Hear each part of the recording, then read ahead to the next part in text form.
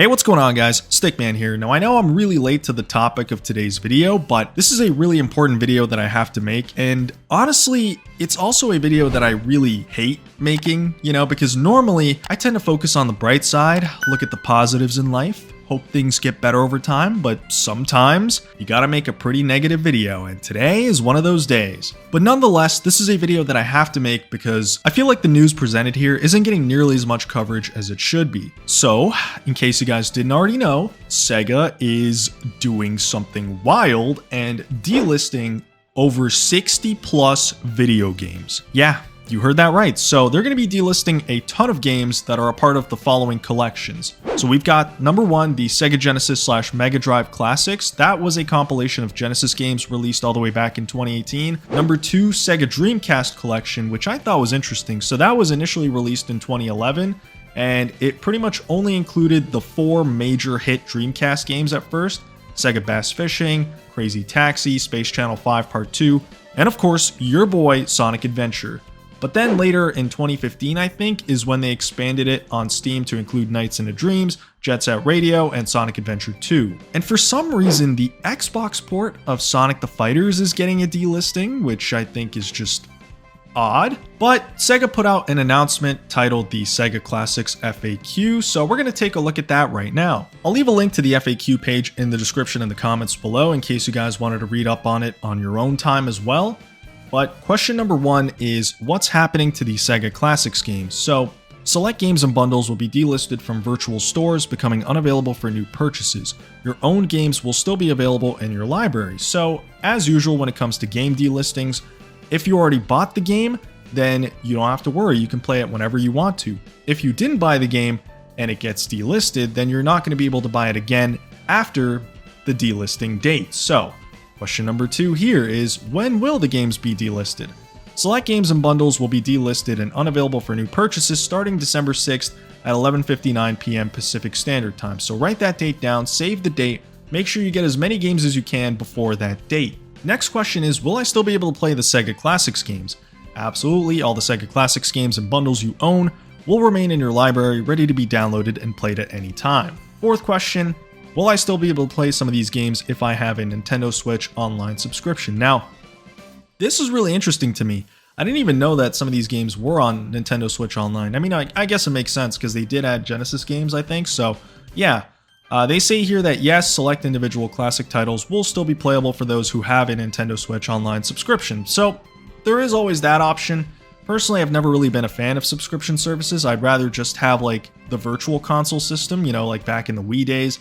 That was like my cup of tea, but it's up to you guys, all personal preference. Next question here is, which Sega Classics games will be delisted on which platforms? So, here we go. This is where things get very spicy. So we've got 4 different tabs, and holy moly, dude. Look at all these games. But basically, Steam, Xbox, Nintendo Switch, and PlayStation are all getting affected by this, so keep that in mind.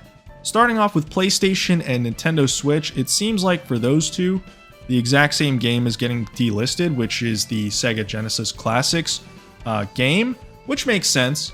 I'll talk about that later on.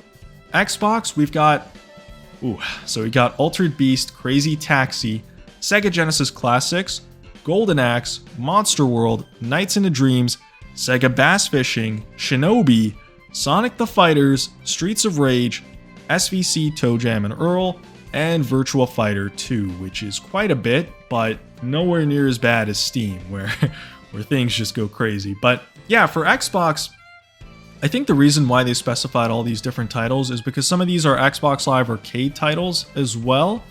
And I'm pretty sure some of them were backwards compatible, so you could still buy them even after the 360 Marketplace shutdown on modern platforms, but now I'm guessing that's no longer going to be the case. So moving on to Steam, here we go. So we got Alex Kidd in the Enchanted Castle, Alien Soldier, Alien Storm, Altered Beast, Beyond Oasis, Biohazard Battle, Bonanza Bros, Columns 3, Comix Zone, Crackdown, Crazy Taxi, Decap Attack, Dr. Robotnik's Mean Bean Machine, the Dreamcast Collection Bundle, Dynamite Headdy, Ecco Jr., Ecco the Dolphin, Ecco the Tides of Time, ESWAT, City Under Siege, Eternal Champions, Fatal Labyrinth, Flicky, Galaxy Force 2, Gain Ground, Golden Axe, Golden Axe 2, Golden Axe 3, Gunstar Heroes, Jet Set Radio, Kid Chameleon, Landstalker, The Treasure of King Nole, Light Crusader, Mega Drive and Genesis Classics Bundle, Nights into Dreams, Phantasy Star 2, Phantasy Star 3, Generations of Doom, Phantasy Star 4, The End of Millennium,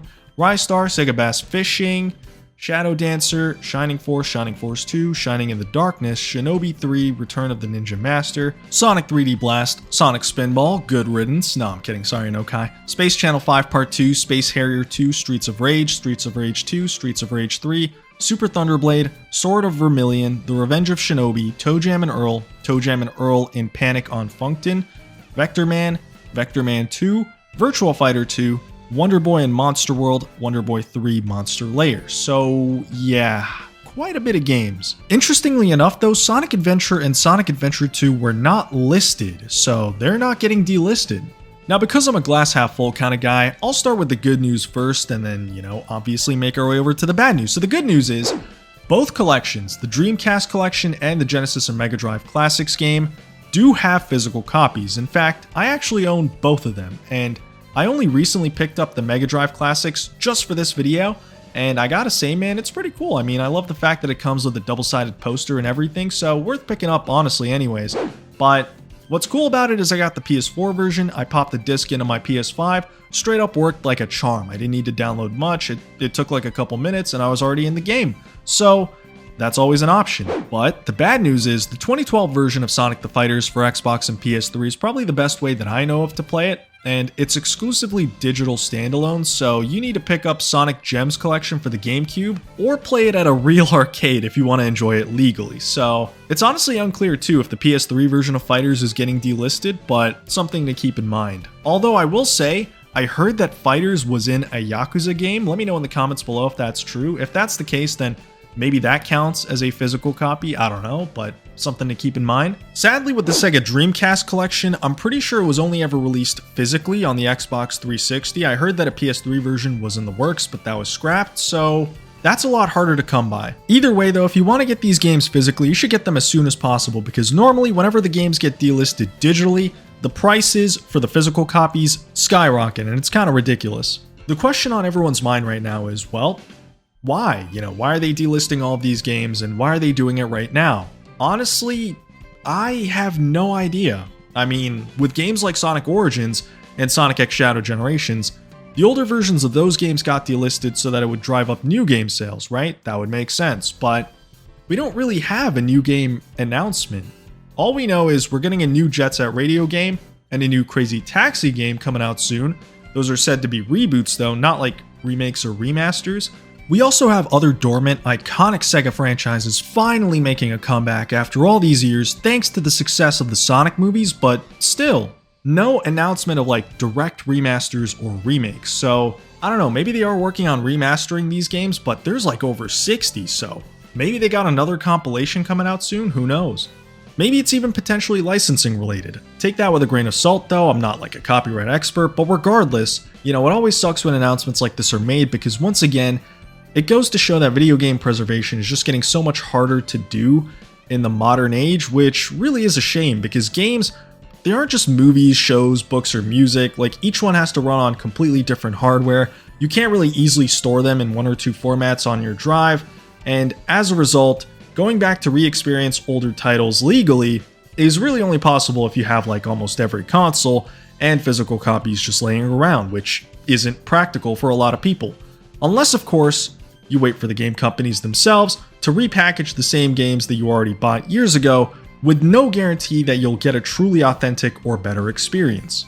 And of course, I don't encourage people to find other means, but I'll always repeat what Gabe Newell said all those years ago whenever I get the chance. Unfortunately, piracy is a service problem, not a pricing problem. With that being said, pick up as much of these titles as you can, especially the digital exclusives like Sonic the Fighters and Dreamcast Collection games because they're harder to find physically.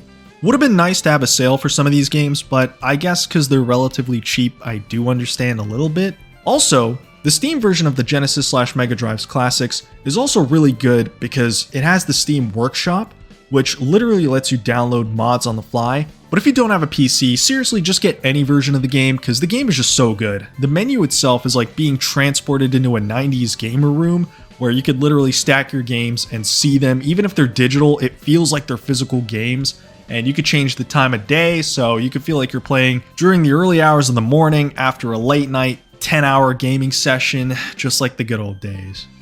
That's all for today's video, guys. Leave a like, comment, and subscribe if you enjoyed. Share the video with anyone who needs to pick up these games before December 6th. Peace out. Thank you for watching this video. Shout out to Sonic Heroes 54, Azora, Shadow Tart, Rewind Plays, Harry Short, James, Tails the Fox, and MLM0130, the Tunes Maker, for becoming channel members. If you'd like to become a channel member, be sure to hit that join button, and I'll see you guys in the next one.